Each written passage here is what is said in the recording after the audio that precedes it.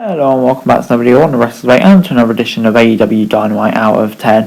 And yeah, this week's episode culminated from Indianapolis. A former world champion returned to confront John Moxley while MJF berated William Regal in an unexpected betrayal. Lucha Brothers and the Elite had another match in their best of 7. So yeah, there's lots going on, so let's get straight into it. And Mox opened the show with a promo. He stated that nobody in the locker room has his grit and toughness and no one can stand up to him. The promo led to Hangman Page coming out as a millennial cowboy made his way to the ring. The two wasted no time getting physical before security was forced to separate them. And yeah, didn't see this feud coming really. Obviously they just had a match for the belt. And yeah, two babyfaces getting each other. Moxley rumours been going on holiday as well. So yeah, definitely a very interesting feud. Of course we're going to get a great match out of it. And yeah, kind of intrigued to see where this direction goes. Potentially a match at Winter and Coming, you think. But yeah, this is a very interesting direction to take. And yeah, excited to see where it goes. But anyway, it's in time for our first match of the card. Danielson and Harwood. As expected, the two techs started the match and train wrestling.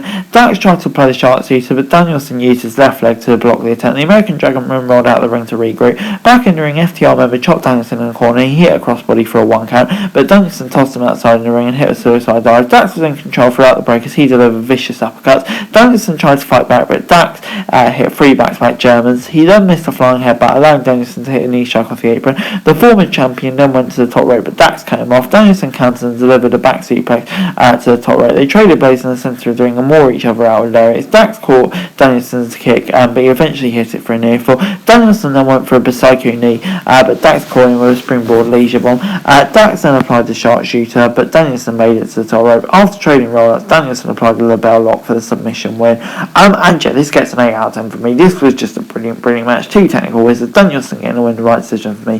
But yeah, you can tell these are probably two of the best wrestlers on the roster, undoubtedly, really. Yeah, such a bloody great match and just perfect viewing.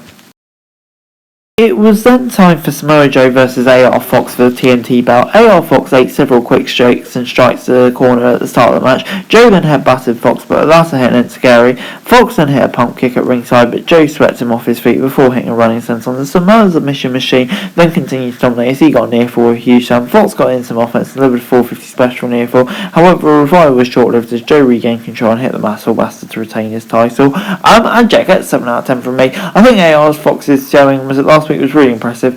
Maybe not quite as good quality here, but still a decent match.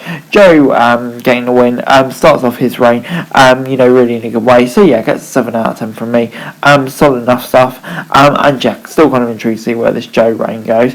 But anyway, MJF was out next. He promised to explain how he and Regal were united. The newly crowned champion then read out an email from Regal as he received an offer after the firm attacked him. MJF then admitted that he met Regal behind closed doors to plot the world title win. He decided that world championship belt before tossing it out of the ring, and Regal unveiled a new belt, taking shots at Eddie Kingston, calling him a fake tough guy and claiming that the likes of Eddie and Ricky will never be champions.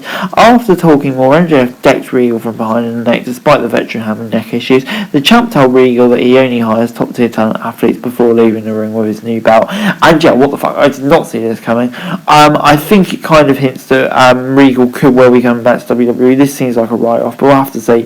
But yeah, MJF, just a brilliant promo. Didn't see that coming. This is very much the era of MJF. And yeah, great stuff. It was then time for Ricky Starks versus Arya Daivari. Matt Hardy, Ethan Page and Stick Catherine made their way to the run before the match got underway. Daivari used distractions as a jump start, but it made little difference as Starks hit the Rochambeau for a very easy win. And yeah, gets 6 out of 10 for me. I mean, like, it was alright. I don't know, I felt like we could have had a bit more there, really, to be honest. But yeah, it gets 6 out of 10 from me. Decent win for Stark. I guess with MJF mentioning before, could he be potentially entering a feud with him in the near future? Who knows? But yeah, I mean, for the holding gap, kind of filler in this card and filler for Ricky Starks as well, really. So yeah, it gets 6 out of 10 from me. I guess it wasn't too bad. But yeah, quickly moving on to the next segment. Willow Nightingale versus Anna Jay. Willow hit a couple of shoulder tackles before dropping Anna Jay with lariats. She then hit a side slam and a low crossbody for an early pinfall attempt. The JS member then ducked a forearm strike and hit a flipping neck breaker off the top rope. Back from the break, both men traded forearm strikes. Willow hit a high boot before nailing a spine buster. Earned her near fall. She went for a lariat, but Anna Jay ducked it and hit a neck breaker for a close 2. Willow then powered out of the Queen's there, but got a distraction from Tay Melo, allowing Anna to get a roll up in for a near fall. fall. Willow then finally hit a gut-wrench powerbomb for the win. Soho then made her return after match to tag team Unknown and hit the Destination Unknown on the run to close out the segment. And yeah, this gets a 5 out of 10 from me. The match was okay, nothing really special. Kind of feel like we've seen it all. But yeah, Soho's return, please see it. Hopefully her run goes a bit better than we've seen recently. But yeah, it gets a 5 out of 10 from me. It was alright, really. That's about it. The main event was Elite versus Lucha Death Triangle in the third match, the best of 7, I think. The Elite attacked Death Triangle on the ramp. It was a typical tag match between these two, with spots at ringside as Phoenix and Penta argued over the use of the hammer. Omega dominated Penta inside the ring and hit a powerbomb and a V-trigger. The Death Triangle then combined to take out all 3 members of the Elite. Penta hit the Fear Factor on Omega for a near fall. Chaos then ensued as all the 6 men got in the ring. Pat then hit an avalanche Falcon Arrow on Omega for a near fall. Back after a break, Pac and Omega traded moves before both men collapsed on the mat. Phoenix and Nick Jackson got hot tags and both men showcased their athleticism. Matt then tagged in as the Young Bucks table teams and hit more Big Bang feedback. Pac then made the save as the Bucks lined up a BTE trick and all 6 men inside the ring traded moves again.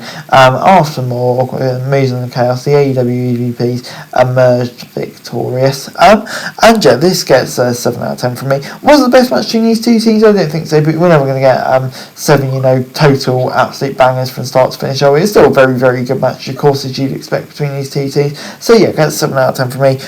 Really, really fun match. The Elite kind of had to win here, so it makes sense. And yeah, just on the whole, a fun main event. Overall this week, AEW Dynamite gets a 7 out of 10 from me. I thought it was a solid episode of Dynamite. There was a few funny matches in the middle which kind of just felt like filler. Maybe one too many of those. But on the whole, that MJF segment was bloody brilliant. The main event was great. Danielson Hara was great. So on the whole, a really, really solid episode of Dynamite this week, I thought. But anyway, guys, that's it for me. Thanks very much for watching. Remember to like, share, subscribe, and subscribe down there. Follow this show for daily wrestling news. Subscribe for channel, subscribe, and greatly appreciated. Thanks very much for watching. Peace out.